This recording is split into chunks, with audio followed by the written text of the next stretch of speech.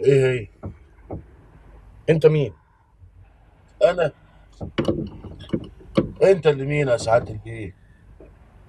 انا من ساعه ما قابلت سعادتك في المحافظه وقلت ان حضرتك يعني حاجه تانية خالص. انما اللي حصل لي في الاسبوعين اللي فاتوا دول يا بيه كان كتير، كتير قوي. انا انا مش عارف ايه اللي بيحصل لي ده، ولا انا عارف راح فين، ولا حتى عارف الراجل اللي دفع لي الكفاله وخرجني من السجن يبقى مين. بالذمه ده اسمه كلام يا بيه؟ اوعدك انك تعرف كل حاجه في الوقت المناسب.